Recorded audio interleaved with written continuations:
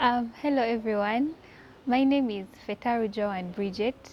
I am a medical student in Uganda in my third year, and I am currently doing my first semester of junior clerkship.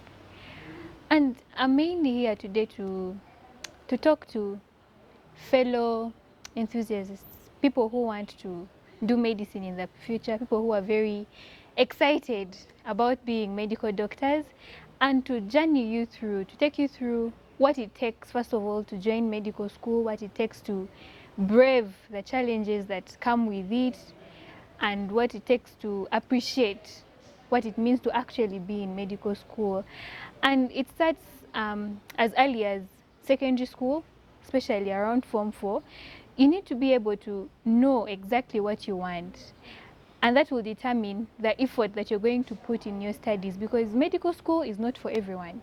It's really not for everyone. For you to be able to become a medical doctor, you need to be among the cream, and you can only become among the cream if you give it your best right from the start. And then you need to be able to know straight away what subjects are going to take you to medical school. Of course, that includes the biology, the chemistry, mathematics, the physics. You're going to have to put in your all, because that is the foundation, and you realize later that it actually helps you. You should have done them better. So you need someone to tell it to you right now, so that you start immediately, you start from the go.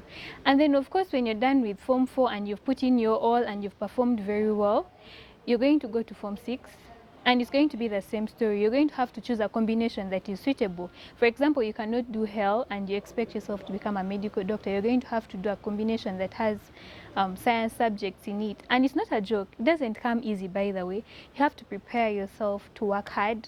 You have to prepare yourself to make sacrifices, to forego some things in life, so that you can get the points that are going to get you into medical school, that are going to help you beat the competition that is actually in medical school. Because everyone wants to be a medical doctor, at least most people want to. It's prestigious, it's a noble profession, so you're going to have to put your best foot forward and be able to excel in your examinations. So after that, of course, when you're done with Form 6, you're now thinking of what next, what university should I join, how am I going to do it. And usually the university that you're going to join may be determined by very many factors: your performance inclusive, your financial status, and so many other factors, your preference, your place of residence, and all those things. So you have to be really, really prepared, because it's not easy. For example, if you're in a government institution, well and good, the finances may not be much of an issue, but somehow they will come in, because it's not easy to buy medical equipment. A stethoscope does not come cheaply. It really doesn't. A good one doesn't. So you're going to have to prepare yourself. You're going to have to make sure that your financial muscle is thick enough for you to actually be sustained through med school. And then if you're going to join a private institution, medicine is very, very expensive. You're going to find yourself paying between 5 to maybe 7 million. Some universities even go up to 9 million Ugandan shillings per semester. And not anyone can just pay that money. So you need to prepare yourself, because there is no point in you joining and then 1-2 years down the road you're stuck. You don't know how to continue. You're frustrated. It doesn't work. So you need to be able to prepare yourself in that sense. And then also, medicine is a mado. It's a very huge course. Even the 5-6 years that are allocated for it is honestly not enough. So you're going to have to prepare yourself mentally. It's not going to be easy at all. You're going to have to understand that you'll sacrifice so many things. You will put up with so much. You may reach a point where you may become depressed, and you actually need to reach out to someone to talk to, but you need to stay focused. You need to resolve within you that you've decided to do this, and then you're going to put in your best. So once you've joined medical school, like I've said, it's a mado. It's crazy, especially the first 2 years that you're going to have. It's going to be insane. It will not be easy at all. Now, I'm speaking from a point of view of someone who is joining directly from high school. First of all, you're getting into campus, where you're from high school, where things were told to you. You had a program. and then there's someone who is following you up. So you're coming to campus where it's all dependent on you.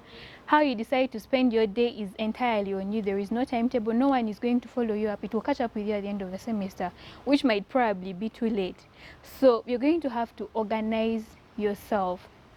For me personally, I've realized that once you've braved through the first 2 years, I'm now in third year, and it's a bit easier for me. It's easier than it was before, because you're building onto what you've already learned in the past. You're just modifying it. You're now applying it. So when you're joining, you're going to first of all need to sit down with yourself. Understand who you are. Understand why you chose to do this course. First of all, what are your goals? What do you want to achieve when you're in med school? What CGPA do you want to get? Where do you see yourself? You have to be able to visualize your end goal, because it will reach a point where you feel like you're not going anywhere. You feel like you need to give up. But being able to visualize why you joined this course in the first place and where you think you're going to be after finishing this course is very, very important. And then, of course, you're going to need a mentor, because you can't do it alone. I mean, what's the point of suffering and making a lot of mistakes when there is someone who is ahead of you, probably a colleague in the same line, doing the same course as you, who is ahead of you.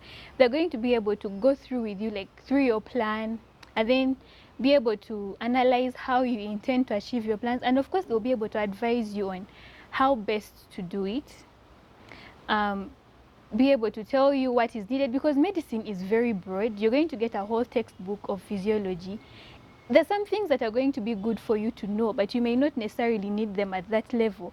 So you're going to have someone who will be taking you through what exactly you need, because at the end of the day, you will not be able to become a medical doctor if you do not pass your exams, which is very key. So they will be able to take you through how to pass your exams, and generally how to go about medical school. So you need someone, and you also need someone to answer to, because oftentimes we get lazy at some point. So when you have someone who is pushing you, someone you have to report to every day, someone who is asking you, what have you done today? Do you think you could have done it any better? It pushes you. Even when you don't want to wake up, you're going to wake up because this person will ask you why you did not wake up. So we all need such a mentor when we join medical school, especially the first 2 years. And then next is going to be your friends. What kind of friends are you going to get when you come to med school? Because you need people who have the same ambition as you. You need people who have the same dream as you. You need people who are going to be able to grind with you and drive you towards your point. There is no point in getting someone who is not exactly interested in becoming a medical doctor. They're probably there just for the prestige and for the feel of it, to see how it works. And then there is you who has had this as a dream. You're not going to team up with such a person because they may not help you. And then, like I said, it's a giant course. You need someone to be able to discuss with, someone to explain to you some concepts, because you're not going to have these lecturers around you all the time. And sometimes you need someone for emotional support, because it's not easy. It's very draining. You reach a point where you're reading, but because you're exhausted, you feel like you're not getting what you're reading, and you feel like you're not reading enough even when you try to do your best. So you need someone around you. You need friends that are going to be able to share with you the same enthusiasm. And then at the end of the day, it all comes to planning. After getting friends who understand you, after getting mentors, after being able to understand where you actually want what you want, you need to plan and see how you will get where you want to be.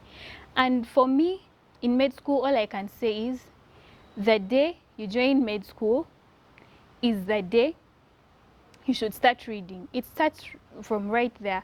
Personally, for me, what I chose to do was to make sure that I internalize at least most of the concepts that a lecturer gives me before that same lecturer comes to give me another lecture. Because things are going to pile up. You will reach a point, you'll be frustrated.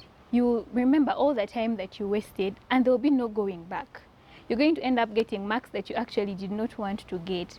So you need to be able to start reading as soon as you join medical school. And then there is a lot to read. So you have to timetable yourself. For me personally, I chose to follow my timetable, make sure no matter what happens, I have to go through what I had planned to go through for a specific day, because I don't want to push it to the next. I don't want things to pile up. And then you realize that if you do not have an organization, you're going to spend every day doing something, but at the end of the day, you wouldn't have done much because you read for 10 minutes, you're distracted, you're doing something, but the end goal is that you're not achieving much.